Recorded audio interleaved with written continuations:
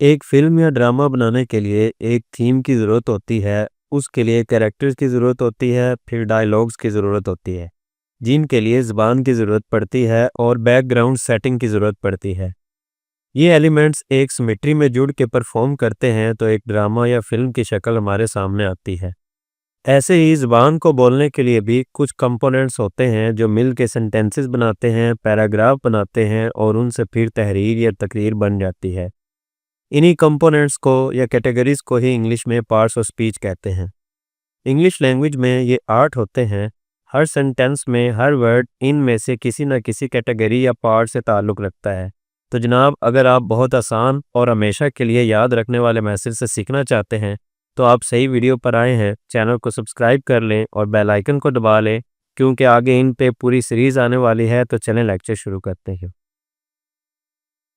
सबसे पहले हमारा टॉपिक है नाउन। दुनिया में जो चीज़ भी वजूद रखती है, चाहे वो हमें नज़र आती है या नहीं, उसका कोई ना कोई नाम होता है जिसको हम नाउन बोलते हैं। इसकी डेफिनेशन देखते हैं। A noun is the name of a person, place, thing और आइडिया। यानी कि नाउन जो है वो किसी भी शख्स, जगह या चीज़ या किसी भी तस्वुर का जो भी नाम है, उसको हम नाउन बोलते हैं। इसको आगे हम मिसालों में देखते हैं। Ali is my friend. तो इस सेंटेंस के अंदर अली एक पर्सन है, उसका नाम अली एक नाउन है क्योंकि उसके नाम के तौर पे इस्तेमाल हुआ है। Lahore is a big city. अब यहाँ पे एक शहर के नाम के लिए लाहौर इस्तेमाल हुआ है या एक जगह के नाम के लिए लाहौर इस्तेमाल हुआ है, तो इसको भी हम नाउन कहेंगे। Honesty is the best policy में ऑनेस्टी जो है ये एक आइडिया का नाम है। ये अगरचे हमें नज़र नहीं आती, लेकिन हम किसी के एक्शन के अंदर ऑब्जर्व करते हैं। तो उस एक्शन जिसमें हम किसी के साथ अच्छा डील करें, किसी का नुकसान ना करें, तो ऐसे एक्शन का नाम है ऑनेस्टी। तो इस तरह ये भी एक नाउन है। आगे हम देखते हैं। अगला टॉपिक हमारा है प्रोनाउन। प्रोनाउन बेसिकली किसी भी नाउन की जगह पर इस्तेमाल होने वाले वर्ड्स को बोलते हैं। प्रो का मतलब होता है रिप्लेसमेंट और नाउन का मतलब होता है नाम। तो नाउन की रिप्लेसमेंट के लिए जो भी वर्ड्स इस्तेमाल होते हैं उनको प्रोनाउन बोलते हैं। जैसा कि डेफिनेशन में देखते हैं, a pronoun is a word used in place of a noun to avoid repetition. कि प्रोनाउन ऐसे लफ्ज़ को बोलते हैं जो नाउन की जगह पर इस्तेमाल होता है ताकि हम नाउन को बार बार रिपीट ना करें। मिसाल के तौर पे, ही इज़ माई ब्रदर। वो मेरा भाई है। अब फ़र्ज़ करें इससे पहले एक सेंटेंस है कि Ali is coming, he is my brother. अब पहले सेंटेंस में हमने अली इस्तेमाल किया है और दूसरे सेंटेंस में दोबारा अली लगाने के बजाय हमने रेपिटेशन से अवॉइड करने के लिए ही लगाया है। तो ये ही बेसिकली उस अली की जगह पे आया है, तो ये प्रोनाउन है। They are playing in the park. अब यहाँ पे दे जो है ये ज़्यादा लोगों के नाम के तौर पे या उन ज़्यादा लोगों के नाम की जगह पर इस्तेमाल हुआ है, इस वजह से ये भी यहाँ पे प्रोनाउन है। This is my book. यहाँ पे जो दिस है ये बुक के लिए इस्तेमाल हुआ है, तो ये भी एक प्रोनाउन है। यानी कि नाम की जगह पर इस्तेमाल होने वाले वर्ड को हम प्रोनाउन कहते हैं। आगे है हमारा अगला टॉपिक, जिसका नाम है एडजेक्टिव। इसको हम उर्दू में सिफ्त बोलते हैं। किसी नाउन या प्रोनाउन को मॉडिफाई करने के लिए हम जो वर्ड्स लगाते हैं उनको हम एडजेक्टिव बोलते हैं इंग्लिश में। तो ये किसी भी नाउन या प्रोनाउन के मीनिंग में ऐड करते हैं या उसको डिस्क्राइब करते हैं या उसकी क्वालिटी बताते हैं। तो उन सारे वर्ड्स को हम एडजेक्टिव बोलते हैं जो किसी भी नाउन या प्रोनाउन की क्वालिटी बताते हैं। मिसाल के तौर पर, an adjective is a word that describes और क्वालिफाइज अ नाउन और प्रोनाउन। एडजेक्टिव जो है ये किसी नाउन या प्रोनाउन की क्वालिटी बताता है। मिसाल के तौर पर, she is a beautiful girl. अब यहाँ पे गर्ल एक नाउन है और उसके मीनिंग में ऐड करने के लिए हमने ब्यूटीफुल वर्ड लगाया है जो इस लड़की के बारे में बता रहा है। चूंकि ये उसके मीनिंग में ऐड कर रहा है, इस वजह से ये एडजेक्टिव है। आगे है द स्काई इज़ ब्लू। अब यहाँ पे स्काई भी एक नाउन है। उसको मॉडिफाई करने के लिए कलर की सूरत में एक वर्ड इस्तेमाल हुआ है जो उसके मीनिंग में ऐड कर रहा है, इस वजह से ब्लू जो है ये भी एक एडजेक्टिव है। आगे है ही बोट 3 एप्पल। अब यहाँ पे एप्पल एक नाउन है, फ्रूट का नेम है और इसको 3 वाला जो नंबर है मॉडिफाई कर रहा है या एक्सप्लेन कर रहा है या इसके मीनिंग में ऐड कर रहा है कि कितने हैं, 3 हैं। तो जो 3 का वर्ड है ये हमारे पास एडजेक्टिव है। आगे हमारे पास वर्ब। वर्ब जो है ये किसी भी एक्शन को शो करने वाले वर्ड्स को बोलते हैं, हमने अभी तक यही पढ़ा है। लेकिन किसी भी स्टेट के अंदर भी स्टेट ऑफ बीइंग के लिए भी इस्तेमाल होते हैं और पोजेशन के लिए भी इस्तेमाल होते हैं। तो इसकी डेफिनेशन देखते हैं। A verb is a word that shows action, state और पोजेशन। यानी कि एक वर्ब जो है ये एक एक्शन को शो करता है, यानी कि ऐसे अल्फाज जो एक्शन शो करें वर्ब कहलाते हैं, या स्टेट ऑफ बीइंग शो करें वो भी वर्ब कहलाते हैं, और जो पोजेशन शो करें वो भी वर्ब कहलाते हैं। तो आपने एक बात ज़हन में रखनी है कि जितने भी पार्ट्स ऑफ स्पीच हैं ये वर्ड्स होते हैं, ठीक है। जैसा कि नाउन भी कोई वर्ड होता है और प्रोनाउन भी कोई ना कोई वर्ड होता है, एडजेक्टिव भी कोई ना कोई वर्ड होता है, और इसी तरह वर्ब जो है ये भी कोई ना कोई वर्ड है। तो हम सब की डेफिनेशन में यही देख रहे हैं, a verb is a word. तो ये याद रखना है कि चूंकि सारे वर्ड्स किसी ना किसी कैटेगरी से ताल्लुक़ रखते हैं, तो जो भी पार्ट ऑफ स्पीच होता है वो कोई ना कोई वर्ड होता है। तो आपने इसको मज़ीद देखते रहना है एंड तक, क्योंकि इसके बाद हमारा प्रैक्टिस सेशन होगा। सारे हमारे पार्ट्स ऑफ स्पीच जब कंप्लीट हो जाएंगे तो इनके बाद इसी लेक्चर के अंदर प्रैक्टिस सेशन होगा, जिसमें मैं आपको एमसीक्यूज़ फॉर्म में सारे पार्ट्स ऑफ स्पीच के अटेम्प्ट करना बताऊंगा कि इनको कैसे अटेम्प्ट करते हैं या पेपर में या किस तरह आते हैं। तो सबसे पहले वर्ब की एग्जांपल्स देखते हैं। एग्जांपल्स में शी रन्स फास्ट है। अब यहाँ पे रन्स एक एक्शन है, एक्शन शो करने वाला वर्ड जो है ये रन्स है। तो रन्स को मॉडिफाई कर रहा है फास्ट, ठीक है। तो बेसिकली हमारा वो टॉपिक नहीं है, हमने देखना है रन्स जो एक्शन परफॉर्म कर रहा है, तो इस वजह से ये वर्ब है। आगे है ही इज़ अ टीचर। अब यहाँ पे इज़ जो है ये स्टेट ऑफ बीइंग के लिए इस्तेमाल हुआ है, क्योंकि इस सेंटेंस में कोई एक्शन नहीं है। लेकिन एक्शन के अलावा यहाँ पे इस जो है ये ही और टीचर के बारे में बता रहा है कि ही क्या है, वो टीचर, तो बीच में ये लगेगा तो सेंटेंस कंप्लीट होगा। तो इनको बोलते हैं स्टेट्स। तो सिर्फ एक्शन वाले वर्ड्स को हम वर्ब नहीं बोलते, बल्कि जो स्टेट को शो करने के लिए इस्तेमाल होते हैं उनको भी हम वर्ब बोलते हैं। आगे है आई हैव अ कार। तो यहाँ पे हैव जो है ये पोजेशन के लिए इस्तेमाल हुआ है, तो इसका मतलब पोजेशन को शो करने वाले वर्ड्स भी वर्ब होते हैं। आगे हमारा टॉपिक एडवर्ब। एडवर्ब के बारे में आपने पहले भी सुना होगा, और इसके वर्ड से भी पता चल रहा है कि जो वर्ब के रिलेटेड एक्सप्लेनेशन करता है या मॉडिफाई करता है या क्वालिफाई करता है उसको हम एडवर्ब बोलते हैं। लेकिन ये याद रखें कि एडवर्ब वर्ब के अलावा किसी और एडजेक्टिव और किसी और एडवर्ब को भी मॉडिफाई करता है, सिर्फ वर्ब को नहीं करता। 3 चीज़ों को करता है, वर्ब, कोई और एडवर्ब और कोई एडजेक्टिव। इसकी डेफिनेशन देखते हैं सबसे पहले। जैसा कि an adverb describes a verb, an adjective और अनदर एडवर्ब।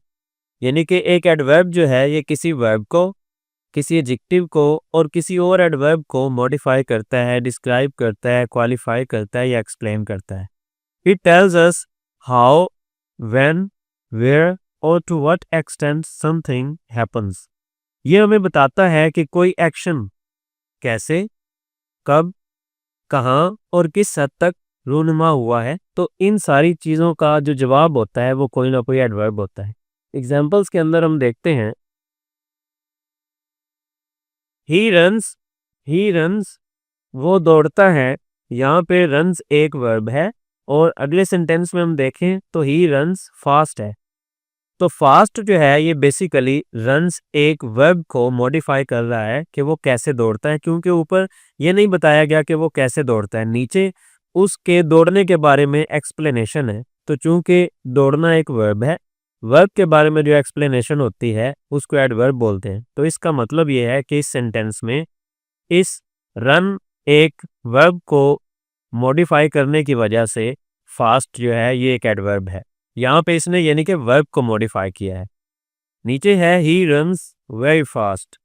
अब यहाँ पे हमें ये तो पता था कि वो तेज दौड़ता है, फास्ट यानी कि रन्स को मॉडिफाई कर रहा था। अब कितना तेज दौड़ता है, तो फास्ट को भी मॉडिफाई करने के लिए हमने वेरी लगाया, जो कि पहले से मौजूद एक एडवर्ब फास्ट को भी मॉडिफाई कर रहा है कि वो कितना तेज दौड़ रहा है। तो फास्ट पहले से एडवर्ब है, उसको वेरी मॉडिफाई करने की वजह से एडवर्ब कहला रहा है। तो यहाँ पे एक एडवर्ब को मॉडिफाई करने की वजह से वेरी एक एडवर्ब है। नीचे देखें, ही इज ब्रेव। अब यहाँ पे इसका मतलब है वो बहादुर है। अब बहादुर जो है ये एडजेक्टिव है जो ही को मॉडिफाई कर रहा है, क्योंकि पीछे हमने पढ़ा है कि किसी नाउन या प्रोनाउन को मॉडिफाई करने वाले जो वर्ड्स होते हैं उनको हम एडजेक्टिव बोलते हैं। तो यहाँ पे ही प्रोनाउन है, उसको ब्रेव मॉडिफाई कर रहा है, तो ब्रेव यहाँ पे एडजेक्टिव हुआ। तो यहाँ पे नीचे जो एग्जांपल है, ही इज वेरी ब्रेव, तो यहाँ पे ब्रेव के बारे में भी बताया गया है कि वो कितना बहादुर है। वेरी ब्रेव, बहुत बहादुर है। तो वेरी जो है ये ब्रेव एक एडजेक्टिव को मॉडिफाई करने की वजह से एडवर्ब कहलाया है। इसका मतलब ये है कि एडजेक्टिव दो चीज़ों को मॉडिफाई करता है, नाउन और प्रोनाउन, और जो एडवर्ब है ये तीन चीज़ों को मॉडिफाई करता है, वर्ब को, एडवर्ब को और एडजेक्टिव को। इसी तरह अगला टॉपिक देखते हैं। अगला टॉपिक है हमारा प्रेपोजिशन।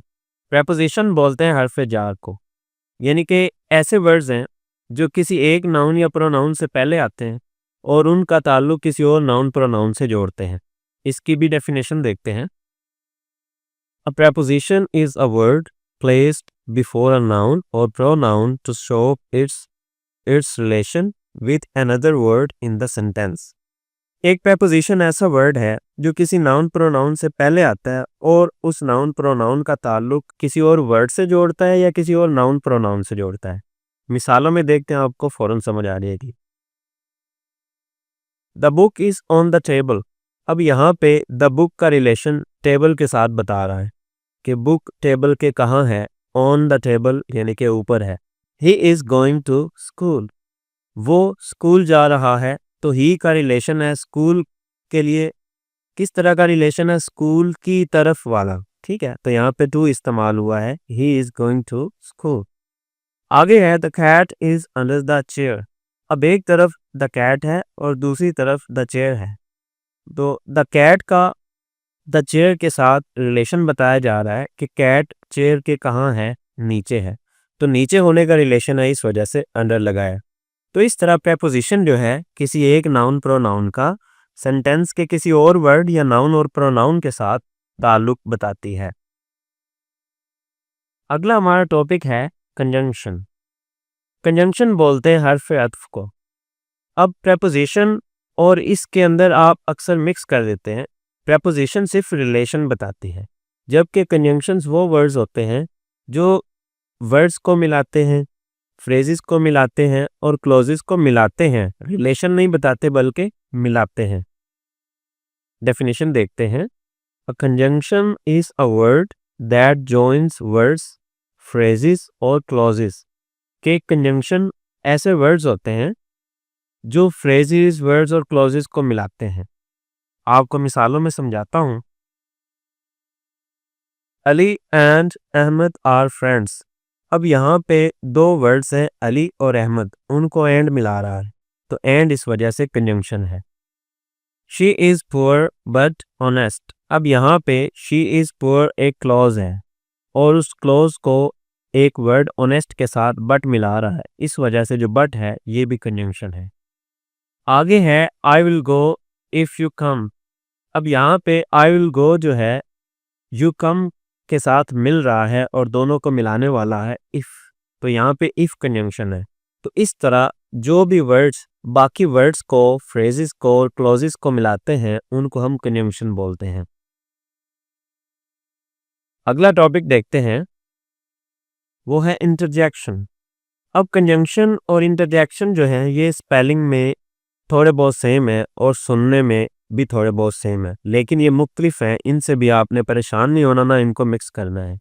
जो इंटरजेक्शन है ये बेसिकली इंटरनल फीलिंग्स के लिए आते हैं। इनसे याद रख ले, इंटरनल फीलिंग्स के लिए आते हैं। तो ऐसे वर्ड्स जो इंटरनल सडन फीलिंग्स के लिए इस्तेमाल होते हैं उनको हम इंटरजेक्शन बोलते हैं। मिसाल के तौर पे खुशी, गमी, हैरानी, अफसोस, इनके लिए जो वर्ड्स इस्तेमाल होते हैं उनको हम इंटरजेक्शन बोलते हैं। An interjection is a word or phrase that expresses sudden feelings or emotions. अब यहाँ पे इंटरजेक्शन जो है ऐसा लफ्ज़ होता है या ऐसा फ्रेज होता है, याद रखें ये एक लफ्ज़ भी हो सकता है और ज़्यादा वर्ड्स भी हो सकते हैं। आपके मुंह से खुशी, गमी, हैरानी, अफसोस से जितने भी वर्ड्स निकले वो सारे ही इंटरजेक्शन होते हैं, चाहे वो एक हो चाहे वो ज़्यादा हो। तो वो सडन फीलिंग की वजह से फ़ौरन मतलब आपको पता भी ना चले आपके मुंह से वर्ड्स निकले, उनको इंटरजेक्शन बोलते हैं। मिसालों में देखें, wow what a beautiful scene. अब यहाँ पे आप किसी भी खूबसूरत नज़ारे को देख के ये बोलते हैं, या हैरानी में बोलते हैं या खुशी में बोलते हैं। तो यकदम कोई ऐसी चीज़ नज़र आए तो आप ये बोलते हैं। इस वजह से जो वाओ है ये एक इंटरजेक्शन है। इनके साथ ये सिंबल भी ज़रूर लगता है, तो इसको भी आपने याद रखना है। Oh I forgot my keys. अब यहाँ पे इसका मतलब है अरे मेरी चाबियाँ गुम हो गई। तो यहाँ पे अफ़सोस की बात हो रही है। तो ओह अचानक निकला, आप जा रहे हैं और काफ़ी रास्ता तय कर लिया है, लेकिन फिर आपको याद आया कि मेरी तो चाबियाँ गुम हो गई हैं या भूल गई हैं, तो आप अफ़सोस से ओह कहते हैं। तो ये भी एक इंटरजेक्शन है। आगे है एलाज़ ही इज़ नो मोर। हाय अफ़सोस वो अब मर चुका है। तो ये परेशानी के आलम में सोरो के कंडीशन के अंदर हम बोलते हैं। तो इस वजह से एलाज़ जो है ये भी एक इंटरजेक्शन है। तो इनके अलावा जितने भी और ऐसे वर्ड्स हों जो सडन फीलिंग्स को एक्सप्रेस करते हैं, उनको हम इंटरजेक्शन बोलते हैं। अगला देखते हैं, आर्टिकल्स। आप परेशान होंगे या सोच रहे होंगे कि पहले मैंने बताया कि 8 होते हैं, अब 9वां कहाँ से आ गया। तो याद रखें, कुछ ग्रामेरियंस के नज़दीक आर्टिकल्स जो होते हैं ये अलग से पार्ट ऑफ स्पीच हैं और वो इनको नो कंसीडर करते हैं आर्टिकल को इंक्लूड करके। लेकिन कुछ समझते हैं कि आर्टिकल का फंक्शन एडजेक्टिव जैसा होता है, तो चूंकि वो एक पार्ट ऑफ स्पीच है तो इनको एक अलग पार्ट ऑफ स्पीच के तौर पे शामिल करना ज़रूरी नहीं। इस वजह से वो आर्ट ही कंसीडर करते हैं, इसको अलग से एक पार्ट ऑफ स्पीच तसव्वुर नहीं करते या कंसीडर नहीं करते। तो इनकी डेफिनेशंस देखते हैं। Articles are words used before nouns to define them as general और स्पेसिफिक। यानी कि आर्टिकल्स ऐसे अल्फाज होते हैं जो किसी नाम से पहले आते हैं, ये बताने के लिए कि ये नाम जनरल सेंस में यूज़ हो रहा है या स्पेसिफिक सेंस में यूज़ हो रहा है, मखसूस है या गैर मखसूस है। एग्जाम्पल्स में देखते हैं। I saw a cat in the garden. मैंने बाग में एक बिल्ली देखी। अब यहाँ पे कैट के साथ आ लगा हुआ है, तो ये जनरल चीज़ के लिए आता है, आ भी और एन भी। तो कैट का हमें नहीं पता कि कौन सी है, इस वजह से आ लगा है। ठीक है। She wants to eat an orange. अब यहाँ पे एन लगा है, तो ये भी जनरल किसी भी चीज़ के लिए आया, हमें नहीं पता कौन सा ऑरेंज है, इस वजह से हमने एन लगाया। याद रखें, कॉन्सोनेंट की साउंड से पहले आ आता है और वॉल साउंड से पहले एन आता है। लेकिन ये आते दोनों जनरल के लिए हैं और दोनों का मीनिंग एक का होता है। आई सा अ कैट, मैंने एक बिल्ली देखी। She wants to eat an orange, वो एक ऑरेंज खाना चाहती है। तो एक का इनका मीनिंग होता है। और ये जनरल किसी भी नाउन के लिए आते हैं जो स्पेसिफिक ना हो। बस फ़र्क ये है कि आ जो है कॉन्सोनेंट से पहले आता है, कॉन्सोनेंट साउंड से पहले, और जो एन है ये वॉल साउंड से पहले आता है। आगे हमारे पास the moon looks bright tonight. चांद जो है वो आज रात चमकदार दिखाई देता है। तो यहाँ पे मून जो है एक स्पेसिफिक और पर्टिकुलर प्लैनेट कह लें कि मून जो है ये एक स्पेसिफिक ऑब्जेक्ट है, इस वजह से यहाँ पे हमने द इस्तेमाल किया है। तो ए हो, एन हो और द हो, ये आर्टिकल्स कहलाते हैं और किसी नाउन के बारे में ये बताते हैं कि ये जनरली यूज़ हुआ है या स्पेसिफिकली यूज़ हुआ है। तो ये हमारा लेक्चर था पार्ट्स ऑफ स्पीच का। अब हम प्रैक्टिस करते हैं जिसमें एमसीक्यूज फॉर्म में क्वेश्चंस होंगे, स्टेटमेंट होगी, उसके अंदर कोई पार्ट ऑफ स्पीच पूछा जाएगा, कोई वर्ड्स हाईलाइट होंगे, तो हमने ऑप्शंस में से चूज करना है। Practice in MCQs. She is reading a book. अब बुक जो है बेसिकली ये दो गत्तों और उनके बीच मौजूद पेपर्स पर मुश्तमिल एक चीज़ का नाम है। तो चूंकि नाम है इस वजह से ये नाउन कहलाएगा, तो सी ऑप्शन हमारा ठीक है। अभी आप लोग ऐसा कर लें कि रजिस्टर सामने रख लें और जो जो मैं बताता जाऊँ आप उनके ऊपर बुक के आगे नाउन लिख लें। क्योंकि मैं हाईलाइट नहीं कर पा रहा, नेक्स्ट लेक्चर में मैं इंशाल्लाह हाईलाइट करूँगा तो आपको परेशानी नहीं होगी। He runs fast. The word fast is a. अब यहाँ पे रन्स एक वर्ब है जिसको फास्ट मॉडिफाई कर रहा है, जैसा कि एग्जाम्पल में भी हमने एडवर्ब की एग्जाम्पल में इसे पढ़ा था। तो ये जो है एक एडवर्ब है, तो बी ऑप्शन हमारा ठीक है। They are going to school. अब यहाँ पे दे जो है ये ज़्यादा लोगों के नाम की जगह पर इस्तेमाल होता है, तो नाम की जगह पर इस्तेमाल होने वाले को हम प्रोनाउन बोलते हैं, इस वजह से ये प्रोनाउन है और बी ऑप्शन ठीक है हमारा। आगे है the cat is under the table. अब यहाँ पे अंडर जो है ये द कैट और द टेबल के दरमियान लिंक या रिलेशन बता रहा है, इस वजह से ये प्रेपोजिशन है और हमारा ए ऑप्शन ठीक है। आगे है she is a beautiful girl. अब यहाँ पे ब्यूटीफुल जो है ये एक गर्ल नाउन को मॉडिफाई कर रहा है, तो जो नाउन को या प्रोनाउन को मॉडिफाई करे वो एडजेक्टिव होता है, तो यहाँ पे हमारा ये ऑप्शन बी ठीक है। आगे देखते हैं। Ali and Ahmad are friends. अब यहाँ पे अली और अहमद दो वर्ड्स को मिला रहा है एंड, इस वजह से ये कंजंक्शन है, क्योंकि वर्ड्स फ्रेजेस और क्लॉजेस को मिलाने वाले वर्ड्स को हम कंजंक्शन बोलते हैं, तो सी ऑप्शन ठीक है। Wow that's amazing. The word wow is a interjection, ठीक है, क्योंकि ये खुशी में या हैरानी में फौरन निकलता है, तो हमने पढ़ा है ऐसे अल्फाज को इंटरजेक्शन बोलते हैं, बी ऑप्शन ठीक है। He is a doctor. अब यहाँ पे डॉक्टर के साथ ए लगा है क्योंकि स्पेसिफिक नहीं है, तो ए जो है ये आर्टिकल होता है, ए ऑप्शन ठीक है। She ate an apple. अब यहाँ पे एप्पल के साथ एन लगा है क्योंकि ये वॉल से स्टार्ट हुआ था, डॉक्टर जो है ये कॉन्सोनेंट से स्टार्ट हुआ है, तो ए और एन जो है ये स्पेसिफिक ना हो उनके साथ आते हैं, तो ये भी आर्टिकल है, बी ऑप्शन ठीक है। The sun rises in the east. अब यहाँ पे सन से पहले द आया है क्योंकि ये जितने भी सिलेस्टियल बॉडीज हैं या जितने भी प्लैनेट्स हैं या जितने भी स्टार्स हैं, इनके साथ द आता है स्पेसिफिक करने के लिए, तो यहाँ पे जो द है ये एक आर्टिकल है, बी ऑप्शन ठीक है। He speaks slowly. अब यहाँ पे स्लोली जो है स्पीक्स एक वर्ब को मॉडिफाई कर रहा है क्योंकि स्पीक्स एक्शन है, तो वर्ब को मॉडिफाई करने वाला, किसी और एडवर्ब को मॉडिफाई करने वाला और किसी एडजेक्टिव को मॉडिफाई करने वाला वर्ड एडवर्ब कहलाता है, तो ए ऑप्शन ठीक है। She has 3 books. The word 3 is a. 3 जो है ये बुक्स एक नाउन को मॉडिफाई कर रहा है कि बुक्स कितनी हैं, तो ये एक एडजेक्टिव है, तो सी ऑप्शन ठीक है। He is in the room. अब यहाँ पे ही का रूम के साथ ताल्लुक या रिलेशन बताया जा रहा है कि ही रूम के कहाँ है, इन है, तो यहाँ पे ये प्रेपोजिशन है, बी ऑप्शन ठीक है। आगे है she is honest. The word honest is a. Honest जो है ये शी को मॉडिफाई कर रहा है और शी जो है ये एक प्रोनाउन है, तो जो नाउन और प्रोनाउन को मॉडिफाई करता है उसको हम एडजेक्टिव बोलते हैं, तो यहाँ पे ए ऑप्शन ठीक है। Oh I miss the train.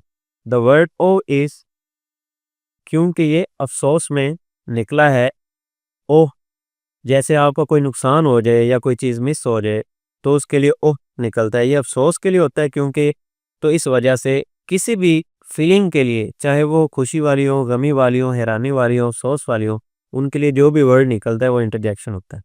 उम्मीद करता हूँ आपको ये लेक्चर पसंद आया होगा। अपना ढेर सारा ख्याल रखें, मिलते हैं अगली वीडियो के अंदर, और ये हमारी पूरी सीरीज़ है। अब हम बारी बारी अगले लेक्चर्स के अंदर नाउन को एक लेक्चर में डिस्कस करेंगे, इसी तरह एंड पे एमसीक्यूज होंगे, उसके टाइप्स को डिस्कस करेंगे, फिर प्रोनाउन उसकी टाइप्स को डिस्कस करेंगे, एंड पे एमसीक्यूज होंगे, और इसी तरह सारे पार्ट्स ऑफ स्पीच पे लेक्चर्स होंगे। तो आप इस चैनल से जुड़े रहें। अगर इसी तरह आसान मेथड में इंग्लिश सीखना चाहते हैं तो अपना ख्याल रखें। अगले लेक्चर में मिलते हैं। अल्लाह हाफिज़।